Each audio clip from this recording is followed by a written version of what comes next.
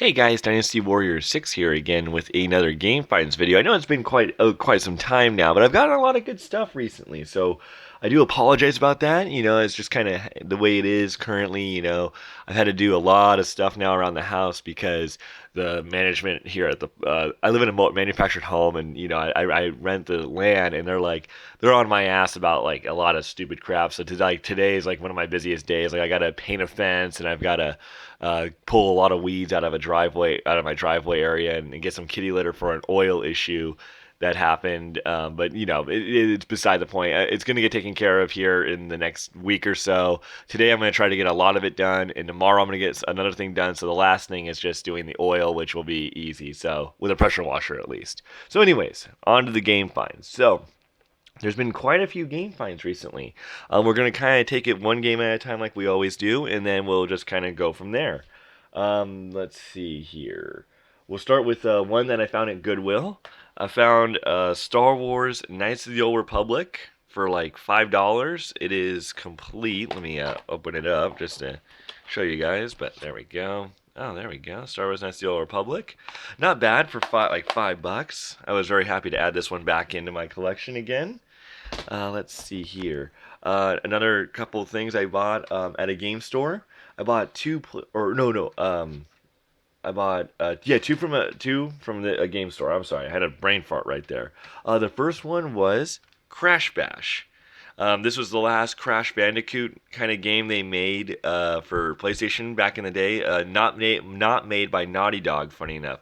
Like if you look at Crash Team Racing and all the Crash Bandicoot games, they're all made by Naughty Dog, but this one was just made by Universal Studios and Sony. So not bad. Pretty cool to have that one. That one again. And then the last one I got from a game store, the Crash Bash was probably, I think, like $15. It was a little bit more, but I felt, like I just wanted to buy it and everything like that. This one was 20, and it was Final Fantasy Origins. Pretty cool to get Final Fantasy Origins again. I owned it before, now I got it again. Not bad to have it again. So Final Fantasy Origins. There we go. And these are both complete, of course. They're just hard to open one-handed. But there we go, just in case. Boom. So there we go, Final Fantasy Origins. Next up, other purchases from the game store. Let's see here. The first one was Seventh Saga. Got some label damage on the back.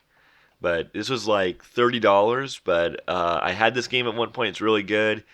And I bought it. I used a little store trading credit, I think, like $5 that I had left over, and I, put it. So it was like $25 cash, so not bad for Seventh Saga. And the last one I got, and this was 50, basically straight 50, but this is so much better than the version the one I had originally, because mine had label damage, and I paid like 24, 25, 30 for it. So I'm glad to upgrade a little bit, like not upgrade, but originally.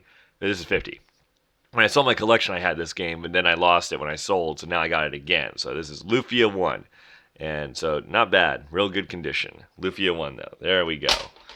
All right, next up that I bought from the store for $10, I think it was a pretty good deal, is Phantom Brave for $9.99. $10. I'm always a big fan of collecting JRPGs. I'm a sucker for JRPGs. Hold on one second. There we go. JRPG, there we go. Yep, complete. Both discs. Very nice to have. But yeah, I like always getting JRPGs no matter what, even if they are crappy. I'm a big collector of JRPGs.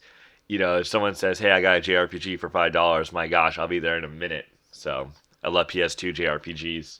There's so many of them too. All right. And then the last deal, I spent about $200. So a fairly large amount of money from a guy on Craigslist or a fellow retro collector who's been selling me games for a long time. For a while now, at least a couple months. This is a guy I've been buying from consistently. He sold me the Earthbound. He sold me Paper Mario. He sold me Turtles in Time. He sold me, Mega Man X2. This guy, he's got some good stuff, and I've been buying from him really consistently because he offers really fair deals.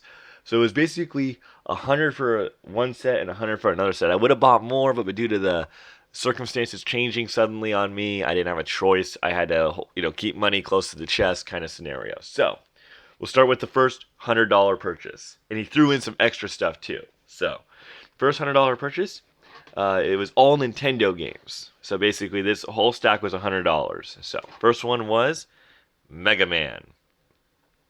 So I'm like, gotta love Mega Man. Second one was Mega Man 2. Third one was Mega Man 3. Fourth one was Mega Man 4. And the fifth one was Mega Man 6. Sadly, he didn't have Mega Man 5. I know that's the rare, like somewhat like the more sought after one, but I got Mega Mans 1 through 4 and 6. So I was real happy adding in all the Mega Mans. Some things he threw in for free on top of this $200 deal was some just boxes. Now, these games are not complete. They don't have any manuals or anything like that, but they're boxes. And if I get the games and the manuals, I can kind of complete them up a little bit. The first one was, and these are all, I believe, Game Boy Advance boxes. They are Donkey Kong Country, Super Mario and Luigi Superstar Saga,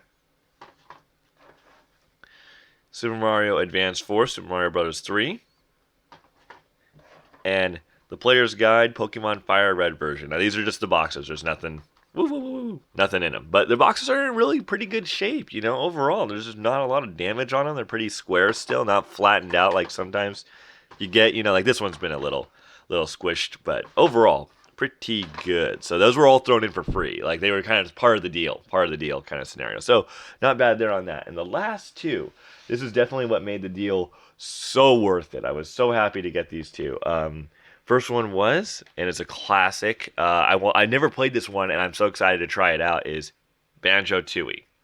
I love Banjo Kazooie. I played the shit out of Banjo Kazooie, like the ever living shit out of it.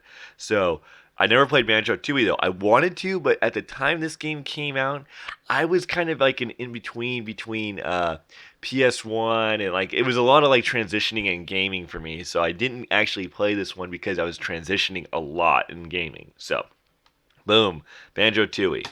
All right, and the last one that really was like, holy cow, I can't believe it. I'm so excited. I'm so happy.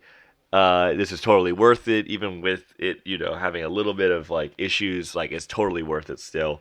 And I got a complete in box Conker's Bad Fur Day. Now the box is not in the best of shape. It's a little crushed, but Conker's Bad Fur Day is just like one of those, hold on one second, guys. I'm trying to get the game out of the box. It's got the box, the manual. Ah, there it is. It's still got the plastic wrap around it. Conker's Bad Fur Day, and it's got everything with it, guys. I mean, like all the little writings and everything like that. You got the manuals. It's the whole thing, and I was so happy getting Conker's Bad Fur Day because I never had Conker's Bad Fur Day even when it came out, even when I was collecting. I always kind of put off buying it because it was so expensive, but now I got it for, freaking, that was Banjo Tooie and Conker's Bad Fur Day was $100, so 100 and 100 was $200. So getting Conker's Bad Fur Day complete in box with Banjo Tooie for $100, I'm sorry, that's like $50 a game. That is totally worth it. Just, maybe you overspent on Banjo Tooie, but Conker's Bad Fur Day, gosh damn, I love, I'm so happy to add this game in. I cannot wait to play it. Everyone always talks about how it's a really good game. It's really well done. I can't wait. I'm looking forward to it. I got Banjo Tooie now and Conker's Bad Fur Day, both great rare games, rareware games. So there we go, guys. So real happy to add those two games in. That is pretty much it for the game finds. Not a whole lot else there. I will be trying to. I'm working towards another deal with the guy again. Of course, we got a lot more I gotta buy. A lot of DS, Game Boy Advance games, Pokemon games, Super Nintendo, N64. I think we're almost done with N64. I don't think there's anything left on the N64 we need to worry about. Maybe like one or two more games. Like I think there's like a Snow Brothers Kids game like two coming down the line. But other than that, that's Like we're pretty much we've hit the end of the N64. Still some Super Nintendo stuff. I don't want to say on that, but it's not. It's mostly just more complete in box games, and that's it. So still hunting, still looking. I got another guy. I got a text here pretty soon. It's about some Sega stuff. He's got some Sega Genesis stuff for like Streets of Rage and stuff like that. I don't know if it's complete. I don't know if it's cart. I don't know if anything. He says he's got some other stuff too that he might be willing to sell me. And funny enough, he lives in my area, so lives in Wilsonville at least, the city of Wilsonville where I live. So it makes it real convenient to drive to him. So other than that, guys, that's pretty much it. Got some deals going.